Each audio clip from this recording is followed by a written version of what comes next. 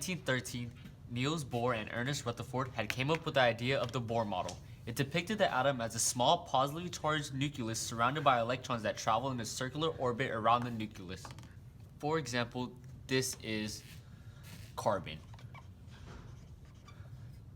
This is the atomic number, and this is the mass.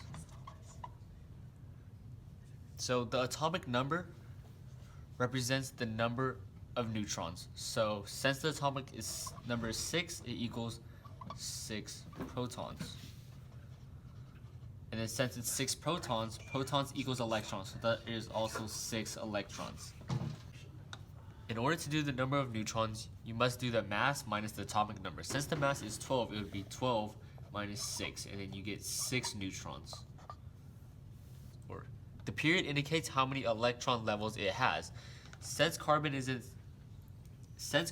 the second period, it has 2 energy levels. So for energy levels, the first energy level can have 2 electrons. The second energy level can have 8 electrons. The third level can have 18. And the fourth is unpredictable.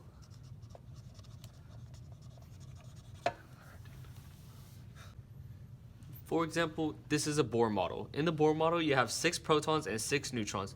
In the first electron level, there's only 2 electrons, and in the second electron level, there's only 4 electrons.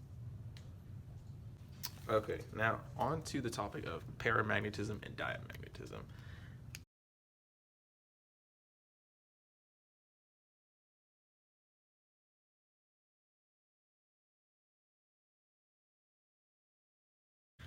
An atom or ion is considered paramagnetic if it contains unpaired electrons in its electron configuration. So let's take, for example, silver.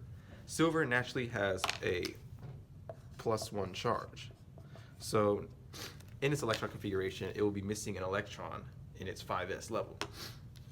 On the other hand, an element whose electrons are all paired is considered diamagnetic. An example of diamagnetism would be neon. This is its electron configuration, and this is with all of its electrons at its levels. All of its pairs are filled, so then it would be considered diamagnetic. And if you have an unknown substance and you want to test whether it's diamagnetic or paramagnetic, you could put it next to water. If it's paramagnetic, it should bend the water, whereas if it's diamagnetic, it shouldn't affect the water.